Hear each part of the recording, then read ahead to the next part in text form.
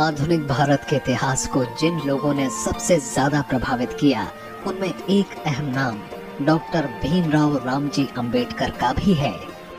बाबा साहेब के नाम से मशहूर डॉक्टर भीमराव अंबेडकर देश में दबे कुचले वर्गों को बराबरी दिलाने, देश में समता मूलक समाज की स्थापना करने और कानूनी तौर पर लोगों को सक्षम बनाने के लिए जीवन भर संघर्ष करते रहे। अंबेडकर ने दलितों को एहसास दिलाया कि जिस जमीन पर वो रहते हैं उसमें उनका भी हक है, जिस आसमान के नीचे वो सोते हैं उसमें उनकी भी हिस्सेदारी है। यही अंबेडकर का सबसे बड़ा कारनामा है। डॉक्टर भीमराव अंबेडकर 14 अप्रैल 1891 को मध्य प्रदेश में जन्मे थे।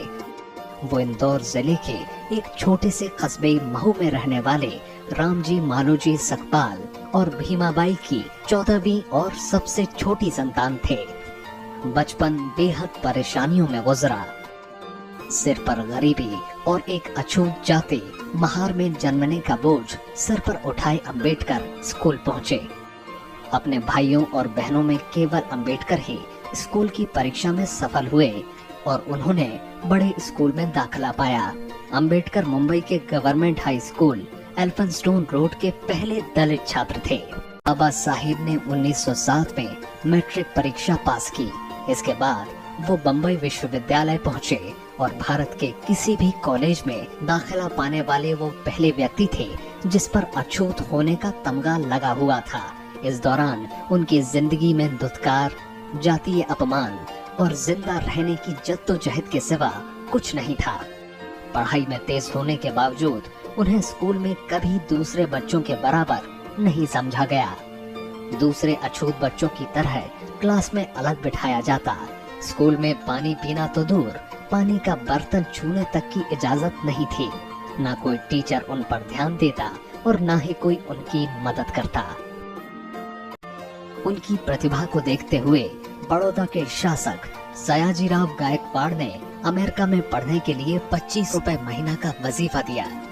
1912 में उन्होंने राजनीति विज्ञान और अर्थशास्त्र में अपनी डिग्री प्राप्त की। 1916 में उन्होंने पीएचडी किया। इसके बाद 1923 में डॉक्टर ऑफ साइंस की डिग्री से नवाजे गए। अब तक अंबेडकर काफी मशहूर हो चुके थे। 1926 में उन्हें बम्बई विधान परिषद के लिए मनोनीत किया गया। अब अंबेडकर सिर्फ राजनीति तक सीमित होकर नहीं रहना चाहते थे। अंबेडकर समाज में बराबरी लाने के संघर्ष में शामिल हो गए। 1927 में डॉक्टर अंबेडकर ने छुआछूत के खिलाफ व्यापक आंदोलन शुरू करने का फैसला किया। उन्होंने पेयजल के सार्वजनिक संसाधन समाज के सभी लोगों के लिए खुलवाने, अछूतों को हिंदू मंदिरों में प्रवेश करने का अधिकार दिलाने के लिए आंदोलन किए। इस दौरान उन्होंने मुख्य धारा के राजनीतिक दलों के बीच जाति व्यवस्था के उन्मूलन को लेकर उदासीनता की कड़ी आलोचना की। 8 अगस्त 1930 को एक शोषित वर्ग के सम्मेलन में हिस्सा लिया। यहाँ अंबेडकर ने अपनी राजनीतिक सोच दुनिया के सामने रखी और कहा कि शोषित वर्ग की सुरक्षा सरकार और कांग्रेस से आजादी पाने में है। उन्होंने कहा कि हमें अपना रास्ता खुद बनाना होगा। राजनीतिक शक्ति शोषितों की समस्या का निवारण नहीं हो सकती। उनका उद्धार समाज में उनका उचित स्थान पाने में निहित है। 24 सितंबर 1932 को उन्होंने गांधी जी के साथ पूना समझौता किया। इसके तहत विधानमंडलों में दलितों के लिए सुरक्षित स्थान बढ़ा दिए गए। देश आजाद हुआ तो अंबेडकर कांग्रेस के नेतृत्व वाली सरकार में देश के पहले कानून मंत्री बने। 29 अगस्त 1947 को उन्हें स्वतंत्र भारत का नया संविधान लिखने के लिए बनी संविधान मसौदा समिति का अध्यक्ष बनाया गया। अंबेडकर आजीवन सांप्रदायिक राजनीति के घोर आलोचक बने रहे। 1956 में उन्होंने हिंदू धर्म त्याग कर बौद्ध धर्म अपना लिया। 1951 में उन्होंने संसद में हिंदू कोड बिल पेश किया। इस बिल का विरोध होने पर उन्होंने कैबिनेट से इस्तीफा दे दिया। 6 दिसंबर 1956 को उन्होंने इस दुनिया में आखिरी सांस ली। उनके निधन पर तत्कालीन प्रधानमंत्री पंडित जवाहरलाल नेहरू ने कहा, डॉक्टर अंबेडकर को भारतीय हिंदू समाज के तमाम अत्याचारी स्वरूपों के खिलाफ एक विद्रोह के प्रतीक के रूप में याद किया जाएगा। अंबेडकर ज्ञान का सागर थे। उन्होंने राजनीति, अर्थशास्त्र, मानव विज्ञान, धर्म, समाज शास्त्र और कानून पर कई किताबें लिखी। उन्होंने दलित समाज से कहा कि शिक्षित बनो, संगठित रहो, संघर्ष करो।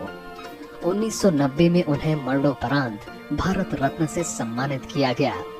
2012 में हुए एक टीवी सर्वे में उन्हें महानतम भारतीय चुना गया।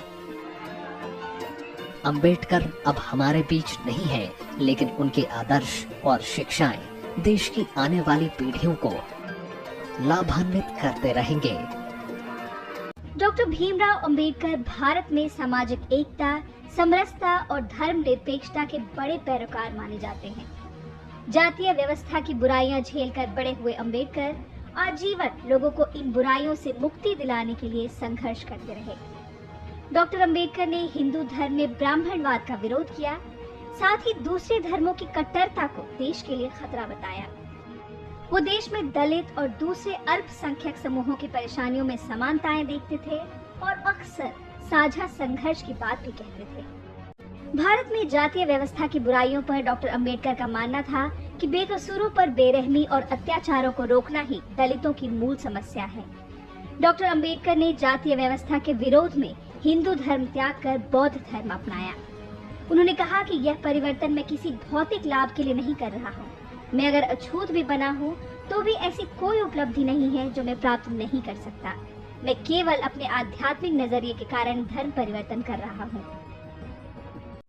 सामाजिक बराबरी की पैरवी करते हुए बाबा साहब ने कहा कि मूल रूप से पशु और मनुष्य में यही विशेष अंतर है कि पशु अपने विकास की बात नहीं सोच सकता, मनुष्य सोच सकता है और अपना विकास कर सकता है। अंबेडकर सामाजिक बराबरी के साथ साथ राष्ट्रीयता, धर्मनिरपेक्षता और सामाजिक न्याय के सिद्धांतों की पैरवी करते रहे, लेकिन इसके साथ ही उन्होंने अंध राष्ट्रवाद, बहुसंख्यकवाद और धार्मिक राष्ट्र के खतरों से आगाह भी किया। अंबेडकर ने कहा कि धर्म नहीं बल्कि मानवीयता और बराबरी राष्ट्र की बुनियाद है। मानव के अस्तित्व पर भी बाबा साहब ने खुलकर अपने विचार रखे। उनका मानना था कि पैसा और यश कमाना ही मनुष्य के अस्तित्व का अंतिम उद्देश्य नहीं होना चाहिए। वो कहते थे, जैसे ही हम अपने सोच के दायरे को बढ़ाते हैं, वैसे ही अपने सपने को प्राप्त करने की दिशा में भी आगे बढ़ जाते हैं। उनका मानना था कि हर व्यक्ति का जन्म किसी न किसी खास उद्देश्य से हुआ है, जो हम सबको एक दूसरे से विशेष बनाता है। इसलिए हर व्यक्ति को अपने उद्देश्य को प्राप्त करने के लिए सर्वश्रेष्ठ कोशिश करनी चाहिए। बाबा साहब का कहना था कि जीवन लंबा नहीं, महान होना चाहिए। जिस तरह विचार नहीं मर सकते, उसी तरह आत्मा भी नश्वर है।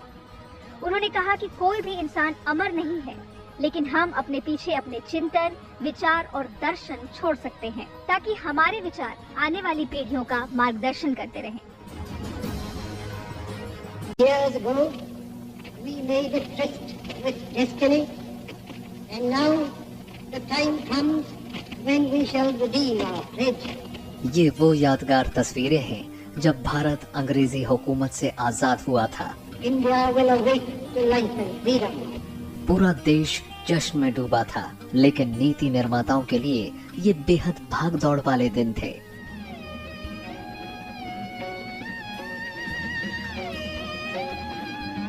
संविधान तैयार करना आसान काम नहीं था, लिहाजा इनकी जिम्मेदारी एक ऐसे व्यक्ति को दी गई जो कानूनविद, अर्थशास्त्री के साथ साथ कद्दावर नेता और समाज सुधारक थे, और वो व्यक्ति थे डॉक्टर भीमराव अंबेडकर।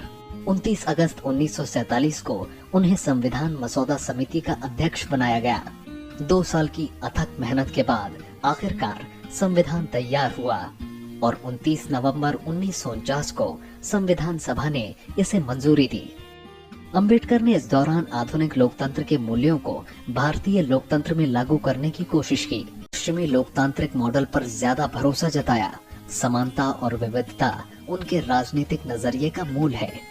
अंबेडकर ने जनता के देश की सारी जनता को नागरिक के बतौर बराबर अधिकार देने की पैरोकारी की और देश में पहली बार लोगों के भीतर ये एहसास जगा दिया कि वो राज्य की नजर में एक दूसरे के बराबर हैं। अंबेडकर ने भारत को जो नक्शा पेश किया वो आधुनिक लोकतंत्र की बुनियाद पर खड़ा भारत था। कानून मंत्री के तौर पर भी उन्होंने समानता की पैरोकारी की और समानता के प्रति उनका नजरिया सिर्फ जातियों को लेकर नहीं था और न ही धर्मों को लेकर, बल्कि वो लैंगिक समानता के भी बड़े पैरोकार थे। हिंदू कोड बिल के जरिए उन्होंने महिलाओं को संपत्ति में अधिकार देने और तलाक का अधिकार देने की वकालत की और आखिरकार कई मुद्दों पर असहमति होते देख उन्होंने कैबिनेट से इस्तीफा दे दिया। भीमराव अंबेडकर। अंबेडकर की शख्सियत इतनी विशाल थी कि उनके कई बड़े कामों की चर्चा नहीं हो पाती। भारतीय रिजर्व बैंक की स्थापना में उनका महत्वपूर्ण योगदान है। उनकी किताब the problem of the rupee पर उन दिनों खूब चर्चा हुई और आखिरकार 1935 में रिजर्व बैंक की स्थापना हुई। यही नहीं, अंबेडकर बड़े बांधों की तकनीक के भी जानकार थे और आजाद भारत में उन्होंने दामोदर, हीराकुंड और सोन नदियों पर बनी परियोजनाओं में अहम भूमिका अदा की।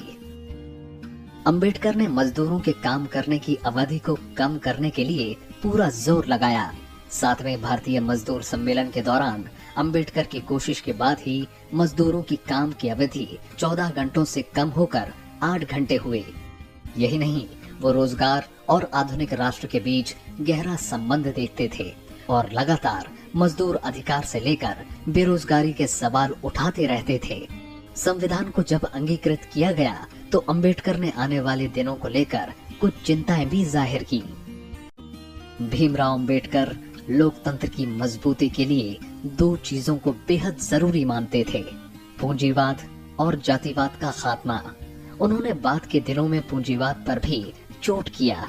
जानकार मानते हैं कि अंबेडकर के सपनों का भारत और खुद अंबेडकर को जिस तरह आजकल पेश किया जा रहा है वो कई मायनों में आधा अधूरा है। उन्होंने हाशिए पर छूट गए लोगों के लिए सत्ता में भागीदारी और नीति निर्माण में अनुपातिक जगह की वकालत की। अंबेडकर आखिर तक किसी भी तरह के इंसानी भेदभाव के खिलाफ लड़ते रहे और राजनीतिक समानता के अलावा सामाजिक समानता को हासिल करने के लिए वो लड़ते रहे।